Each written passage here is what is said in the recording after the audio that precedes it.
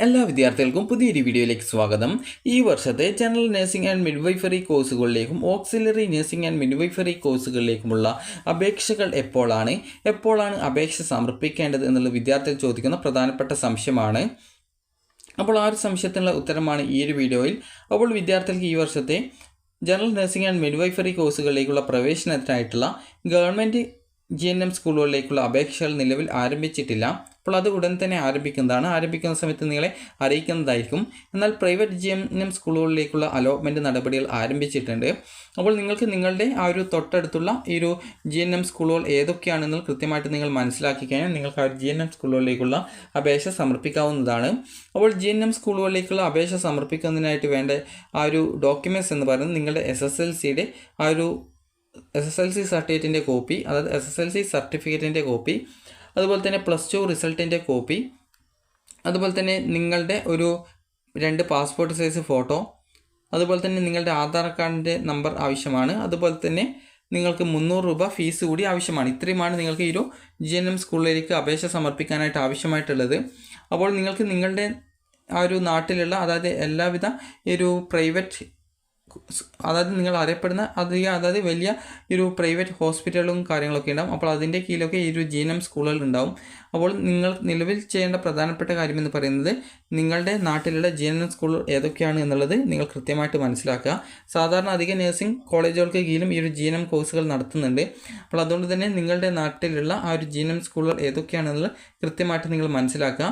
നിലവിൽ private GNM സ്കൂളുകളിലേക്കുള്ള BSc nursing course, BSc nursing അല്ല, അതായത് GNM general nursing and midwifery കോഴ്സുകളിലേക്കുള്ള അപേക്ഷാ നടപടികൾ ആരംഭിച്ചിട്ടുണ്ട്. അപ്പോൾ നിങ്ങളുടെ ജില്ലയിലുള്ള, അതായത് പ്രധാനപ്പെട്ട അല്ലെങ്കിൽ കുറച്ച് വലിയ ഹോസ്പിറ്റലുകളൊക്കെ ഉണ്ടാവും. അപ്പോൾ അവർക്ക് കീഴിലൊക്കെ ഈ ഒരു GNM സ്കൂളുകൾ ഉണ്ടാവും. അപ്പോൾ നിങ്ങൾ ചെയ്യേണ്ടത് ജസ്റ്റ് നിങ്ങളുടെ തൊട്ടടുത്തുള്ള ഏതെങ്കിലും GNM സ്കൂൾ അറിയില്ല എങ്കിൽ നിങ്ങൾ ജസ്റ്റ് ഒന്ന് വെബ്സൈറ്റിൽ, അതായത് നിങ്ങളുടെ ഈ ഒരു ക്രോം ബ്രൗസറിൽ സെർച്ച് ചെയ്യുക. അതല്ലെങ്കിൽ നിങ്ങളുടെ നാട്ടിൽ നിങ്ങൾക്ക് അറിയാവുന്ന ഹോസ്പിറ്റലുകളിൽ വിളിച്ച് ചോദിച്ചാൽ മതി. അപ്പോൾ അവർക്ക് GNM സ്കൂൾ ഉണ്ടെങ്കിൽ നിങ്ങൾക്ക് അത് പറഞ്ഞു തരുന്നതാണ്. അപ്പോൾ നിലവിൽ കണ്ണൂർ ജില്ലയിലുള്ള GNM സ്കൂളുകളുടെ ലിസ്റ്റ് എന്ന് പറയുന്നത് ഒന്ന് പരിയാരം GNM സ്കൂളാണ്. അത് ഗവൺമെൻറ് GNM സ്കൂളാണ്. അപ്പോൾ അതുകൊണ്ട് തന്നെ അതിന് ആ ഒരു അപേക്ഷ നടപടികൾ ആരംഭിച്ചാലാണ് അതിൻ്റെ ആ ഒരു കാര്യങ്ങൾ അപേക്ഷ കൊടുക്കാനായിട്ട് പറ്റുക. അതുപോലെ തന്നെ നിലവിൽ AKG GNM സ്കൂളുണ്ട്, അതുപോലെ തന്നെ കൊയിലി GNM സ്കൂളുണ്ട്. അപ്പോൾ ഈ ഒരു GNM സ്കൂളുകളുടെയൊക്കെയുള്ള അപേക്ഷ നിലവിൽ ആരംഭിച്ചിട്ടുണ്ട്. അപ്പോൾ ഈ ഒരു ജൂൺ, അതായത് ഇപ്പോൾ മുതലാണ് ആരംഭിച്ചിട്ടുള്ളത്. അതുകൊണ്ട് തന്നെ ഏകദേശം ഒരു 30 ദിവസത്തോളമാണ് ഉണ്ടായിരിക്കുക ഈ ഒരു ആപ്ലിക്കേഷൻ ഉണ്ടാവുക. അതുപോലെ തന്നെ അധികം GNM സ്കൂളിലും ഏകദേശം മാക്സിമം 200 ആപ്ലിക്കേഷൻ മാത്രമേ സ്വീകരിക്കുള്ളൂ. കാരണം GNMന് ആകെ ജസ്റ്റ് ഒരു GNM സ്കൂളിൽ 20-30 സീറ്റൊക്കെ മാത്രമേ ഉണ്ടാകത്തുള്ളൂ. അപ്പോൾ അതുകൊണ്ട് തന്നെ നിങ്ങൾ ശ്രദ്ധിക്കേണ്ടത് നിങ്ങളുടെ തൊട്ടടുത്തുള്ള പ്രൈവറ്റ് GNM സ്കൂളുകളിൽ കോൺടാക്റ്റ് ചെയ്യുക. അവിടെ ആ ഒരു GNM സ്കൂളിലേക്കുള്ള അഡ്മിഷൻ ആരംഭിച്ചു എന്ന് നോക്കുക. അതല്ലെങ്കിൽ നിങ്ങളുടെ തൊട്ടടുത്തുള്ള BSc നഴ്സിംഗ് കോഴ്സ് പഠിപ്പിക്കുന്ന നഴ്സിംഗ് സ്കൂളിൽ വിളിച്ചാൽ മതി. കാരണം അവിടെയാണ് GNM കോഴ്സ് പഠിപ്പിക്കുക.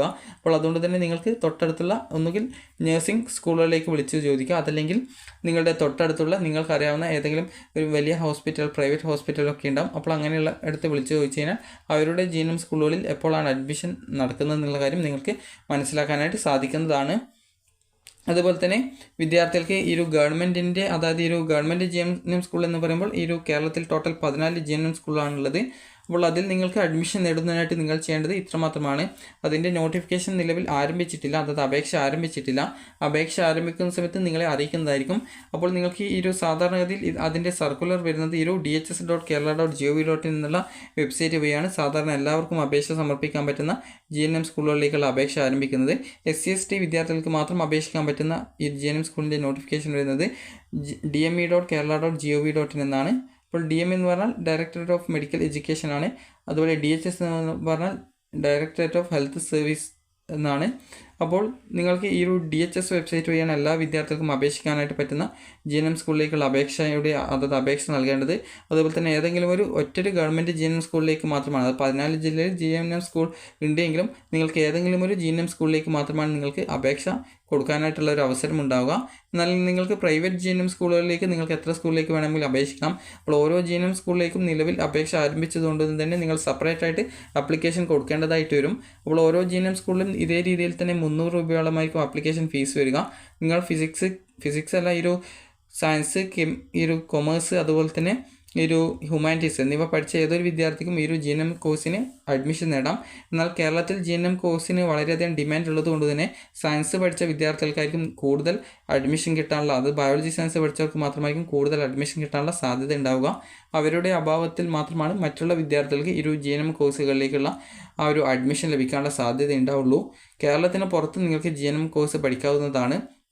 അതുപോലെ തന്നെ ഈ ഒരു GNM കോഴ്സ് എന്ന് പറയുമ്പോൾ അത് പ്രാക്ടിക്കൽ ബേസ്ഡ് ആയിട്ടുള്ള ഒരു കോഴ്സ് ആയതുകൊണ്ട് തന്നെ, അതായത് നിങ്ങൾ അധികം തിയറി ഉണ്ടാവില്ല, അധികം പ്രാക്ടിക്കലാണ് ഉണ്ടാവുക. അപ്പോൾ അതുകൊണ്ട് തന്നെ ഈ ഒരു 3 വർഷത്തെ ഈ ഒരു GNM കോഴ്സ് നിങ്ങൾ പഠിക്കാനായിട്ട് ശ്രദ്ധിക്കുന്ന സമയത്ത് നിങ്ങൾ അഡ്മിഷൻ നേടുന്ന ആ ഒരു GNM സ്കൂള് ഏതെങ്കിലും ഒരു ഹോസ്പിറ്റലിന് കീഴിലുള്ളതായിരിക്കണമെന്ന് നിങ്ങൾ പ്രത്യേകം ശ്രദ്ധിക്കുക. കാരണം ഹോസ്പിറ്റലിന് കീഴിലാകുമ്പോൾ നിങ്ങൾക്ക് നല്ല രീതിയിൽ പ്രാക്ടീസും ക്ലാസ്സും കാര്യങ്ങളൊക്കെ കിട്ടുന്നതായിരിക്കും.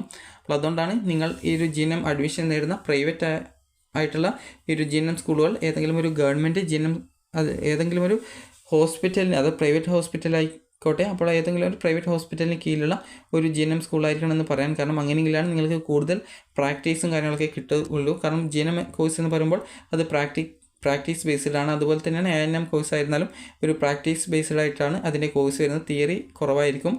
അതുപോലെ തന്നെ വിദ്യാർത്ഥികൾ ചോദിക്കുന്നതാണ് GNM പഠിച്ചു കഴിഞ്ഞാൽ പിന്നീട് ANM അല്ല, ഈ ഒരു അതായത് പോസ്റ്റ് ബേസിക് GNM കോഴ്സ് ചെയ്യാൻ പറ്റും, അത് പോസ്റ്റ് ബേസിക് നഴ്സിംഗ് ചെയ്യാൻ പറ്റുമോ എന്നുള്ളത്. അപ്പോൾ PB നഴ്സിംഗ് എന്ന് പറയുമ്പോൾ പോസ്റ്റ് ബേസിക് BSc നഴ്സിംഗ് ആണ്.